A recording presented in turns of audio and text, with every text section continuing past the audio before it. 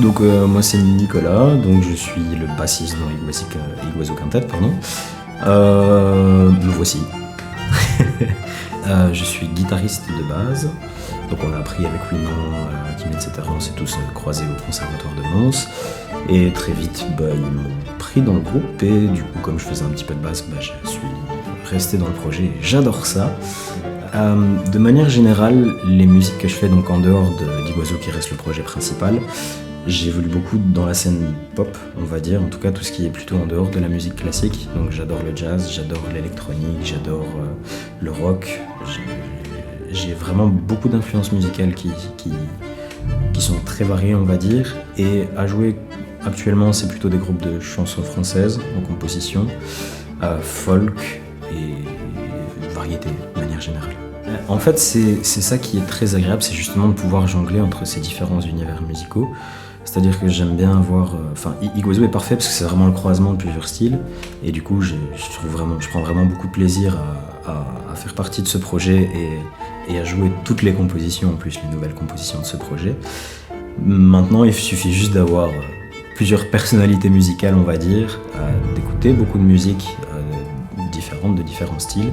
Et puis, j'adore être un petit peu...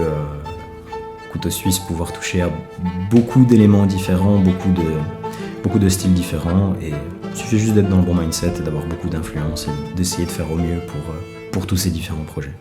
Alors, pourquoi je joue de la basse ? Parce que je ne joue pas de contrebasse.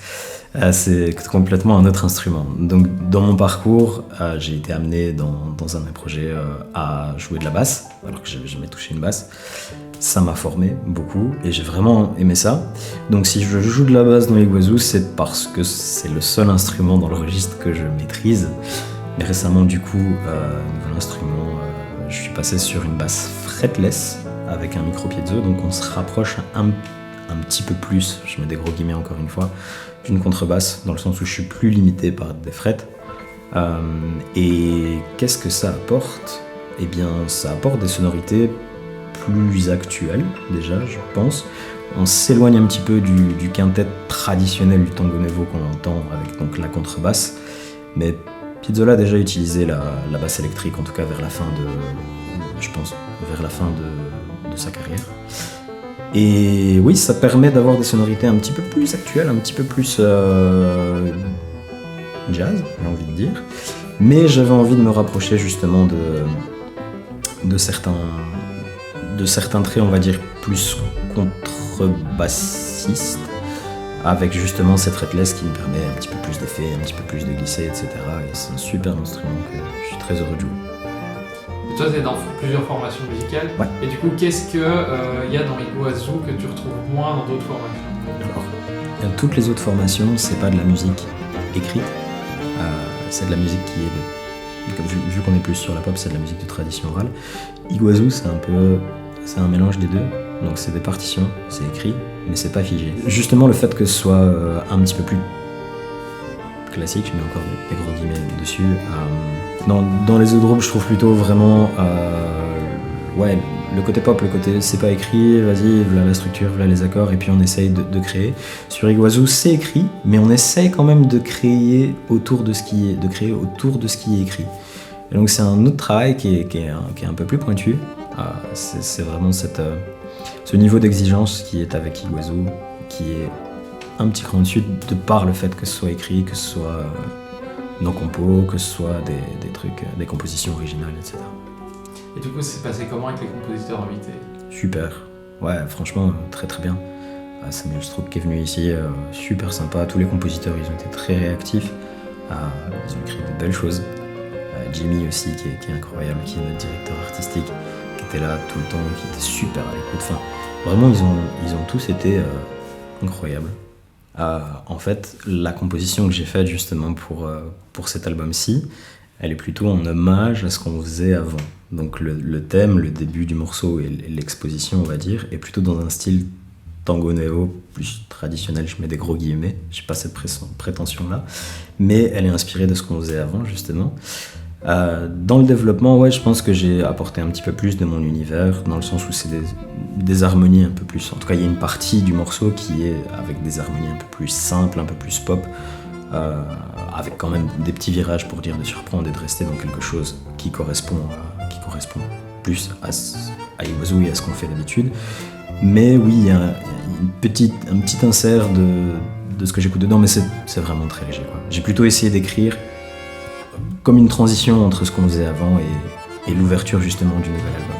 On a fait un crowdfunding au deuxième album et un grand ami, Jack, a mis l'option pour qu'on lui compose quelque chose. Alors comme c'est un très bon ami, je m'y suis collé. Donc ça date déjà d'il y a 2-3 ans, j'ai envie de dire. Je me suis dit, allez, trop bien, on va composer, on va écrire. Donc j'avais commencé le travail il y a déjà quelques années, et puis ça a traîné. Ça prend du temps, c'est un processus qui demande beaucoup de temps, et l'idée de composer, on contrôle pas ça. Enfin, moi en tout cas, je suis pas compositeur, donc ça vient quand ça vient. Donc, j'avais déjà écrit pas mal, et puis après, j'ai mis beaucoup de temps à terminer la compo. Mais ça vient de là, tout simplement. Donc c'était une commande, entre guillemets, de Jack, qui nous a vachement aidés. Et du coup, c'était un super processus, et ça a ouvert la voie un petit peu à toutes les autres compos. Et franchement, si c'est à refaire, avec grand plaisir.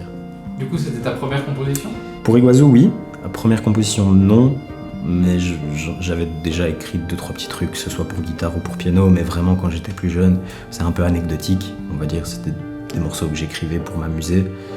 J'aime bien composer aussi, des fois au PC, plus en électronique, etc. Mais c'est pas des morceaux que j'écris avec la vocation de les sortir ou quoi que ce soit, c'est vraiment plus pour moi. Là, c'est vraiment la première fois que j'écrivais pour Quintet, pour le groupe, pour être joué en concert et pour être enregistré sur CD. C'est un super travail, très éprouvant. Hakim m'a beaucoup aidé, et tous les autres m'ont beaucoup aidé dans ce travail-là. Et c'est pas ma composition, c'est la composition du groupe. On a amené les idées, j'ai amené les idées, et puis après les autres les ont remaniées un petit peu à leur sauce. Et pour ça, c'est un travail qui est formidable. Point de départ, Jack, il est bassiste, justement. J'avais eu l'occasion de jouer avec lui dans différents projets où il était à la basse. Et du coup, je me suis dit, on va faire un morceau où la basse serait d'office un petit peu mise en évidence. Pas pour moi, mais plus pour lui, vu qu'il est bassiste. Du coup, je suis parti d'une ligne de basse. Je suis parti d'un walking un peu traditionnel dans le style tango nuevo. Et de là, j'ai essayé pas d'harmoniser, mais de composer au-dessus de ça. Donc je suis parti de la ligne de basse, et puis après, voilà, j'ai essayé de trouver un thème, etc., que j'ai proposé aux autres.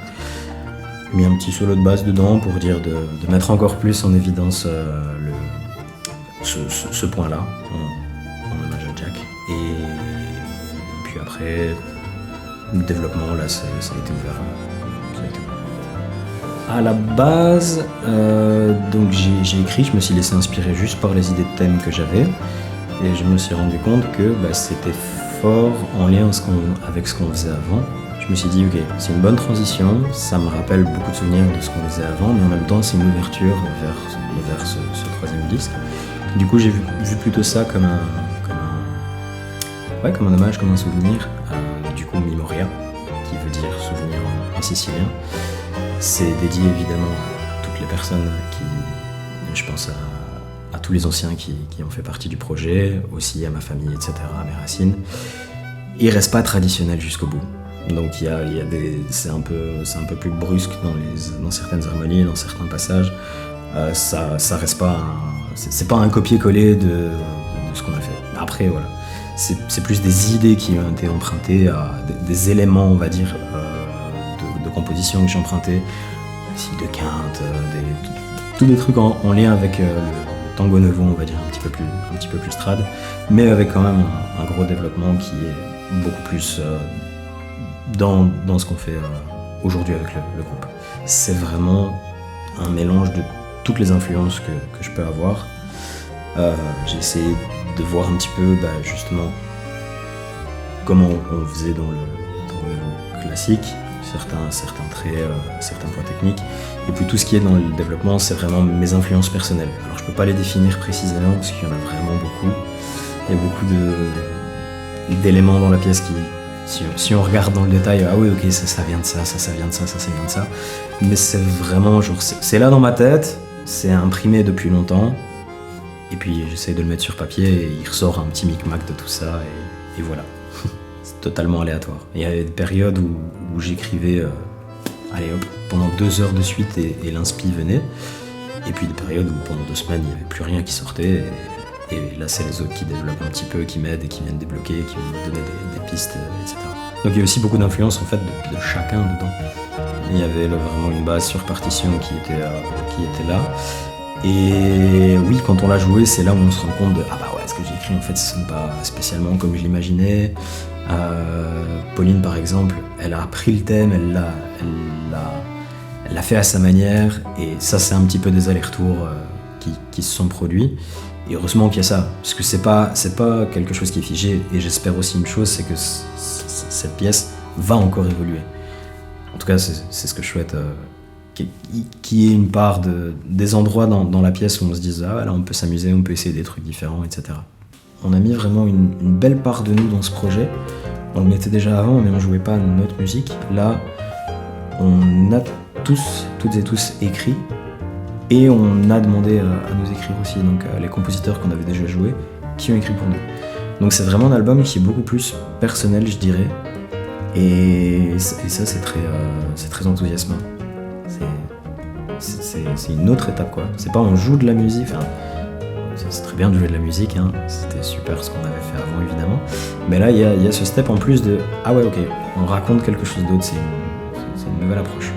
Et qu'est-ce que tu dirais que tu as appris le plus avec Bah déjà jouer de la fretless du coup, vu que c'était complètement un autre instrument.